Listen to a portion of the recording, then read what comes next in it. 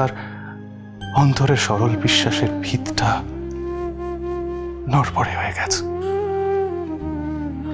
তাই সে আর অবলম্বন হিসেবে এই হাতটাকে ভরসা করতে পারছে না।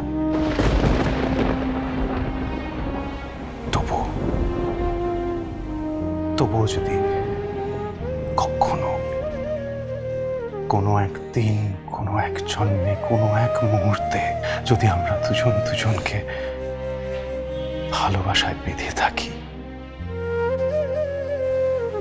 তাহলে সেই ভালোবাসার মধ্যে আমার এই আজকের পাপটাকে ধুয়ে দাও মিনু। আরেকবার,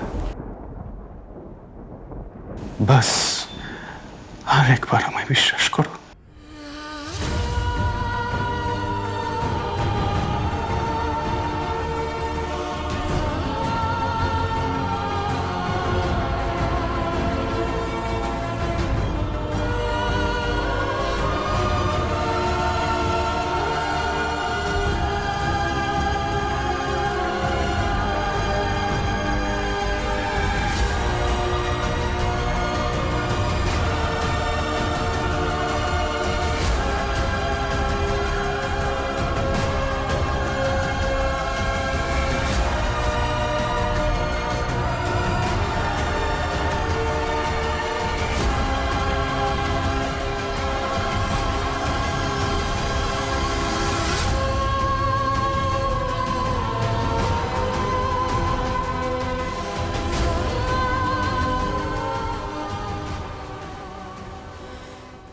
আমায় হাঁটাবে না?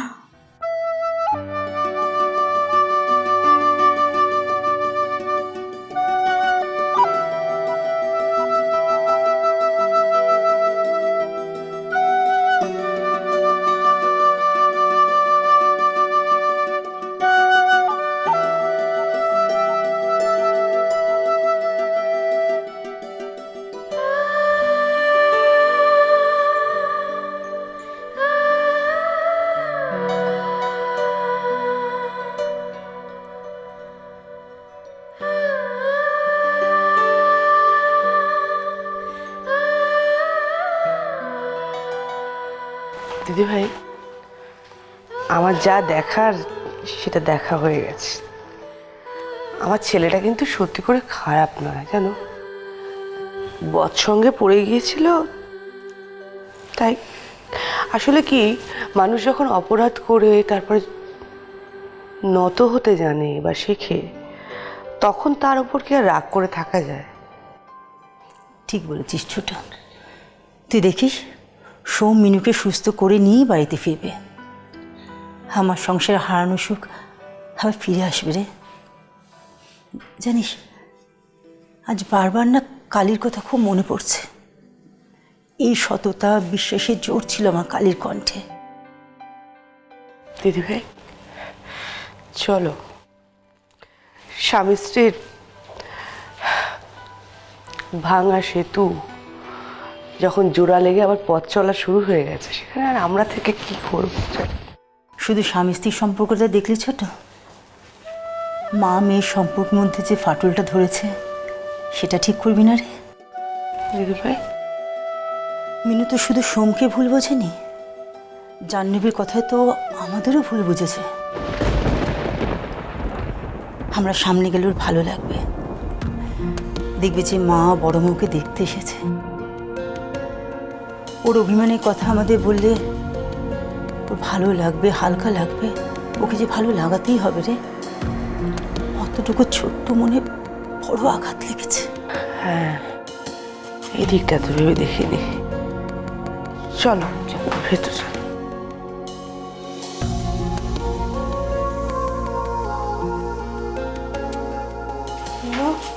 মা, বড় মা, তোমরা কেন এসেছো কষ্ট করে? কষ্ট না করলে তুই আমাকে বিশ্বাস করতে মিনু? মা, মা বলে ডাকিস আর মার কষ্টটা বুঝতে চাইছিস না, চাস না। সেদিন সন্ধ্যায় তুই বাড়ি ছেড়ে বেরোনোর পর চিত্রটা খুব অসুস্থ হয়ে পড়েছে। ওয়ার্কশপে গিয়েছিল তোকে ফিরিয়ে নিয়ে আসতে। তোমার শরীর খারাপের কথা তো আমি জানতাম না মা। তুমি তো আমায় জানাবার সুযোগই দাওনি। আমার কোনো কথাই শুনতে চাওনি সেদিন। মিনু, শরীর আজ আছে কাল নেই, কিন্তু সংসারে না লক্ষ্মীকে অচলা করতে নেই। তোর হাতে পাতা লক্ষ্মী আমি এখনো তুলতে দিইনি কাউকে, ঠাকুর ঘরেই আছে। তুই যাবি, গিয়ে ঠাকুর তুলবি মা।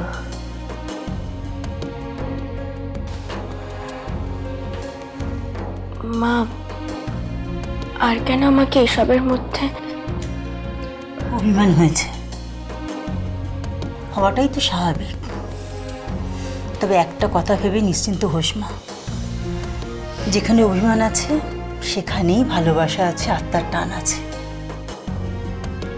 তোর অভিমানে যেমনি মূল্য আছে তার দায় চোকাতে হবে,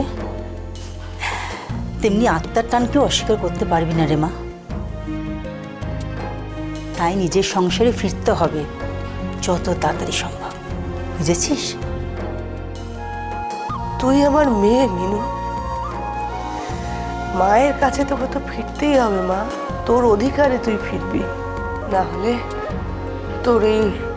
তোর এই অভাগিনী মাকে কে দেখবে বলতো? কে আমাদের যত্ন নেবে বল? মা,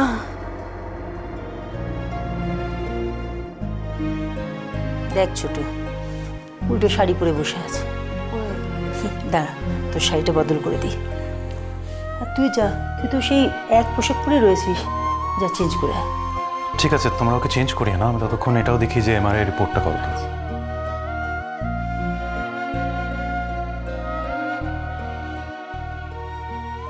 মা গো, আমার অন্তর্যামী, আমি কেন এমন অথৈ সাগরে ভেসে যাচ্ছি? কেন এমন সত্য মিথ্যা ডেবে দুলছে আমার মন? কোনটা সত্যি? সেদিনের সন্ধ্যার জাহ্নবীর কথা, নাকি আজকের এই সকাল?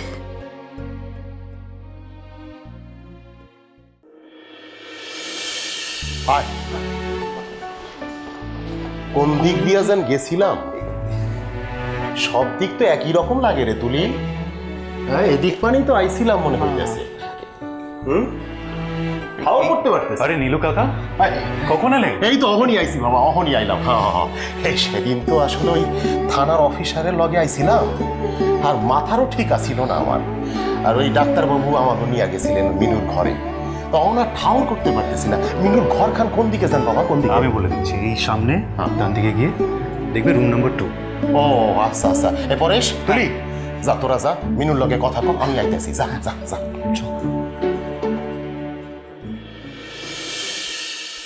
তুমি কি আমায় কিছু বলতে চাও নীলু কাকা? হ বাবা, একখান কথা আমি তোমারে জিগাইতে চাই। আসলে এই কথাখান আমি তোমারে জিগাইতে চাইছিলাম অনেক দিন আগেই, কিন্তু সুযোগ পাইতেছিলাম না। দেখো বাবা, সেদিন পুরস্কার গ্রহণের দিন তোমার নাম যখন মাইকে ঘোষণা করা হইল, তখন তুমি ওই পুরস্কার লইতে মঞ্চে উইঠাও গেলে কেন বাবা? মিনুর নাম ঘোষণা করা হইল না কেন? নীলু কাকা, দেখো বাবা, আমি তোমার একখান কথা কই। শ্রী কালীকৃষ্ণ পাল তোমার বাবা আমার কর্তা ছিলেন, ভগবান ভগবান আছিলেন আমার। তুমি তার পোলা, সেই সুবাদে আমি হইলাম গিয়া তোমার কর্মচারী, তুমি আমার মালিক। না, এইটা সত্য সত্য, কিন্তু আমি যে মিনুর বাপ সেইটাও তো সত্য বাবা। বাজলো তো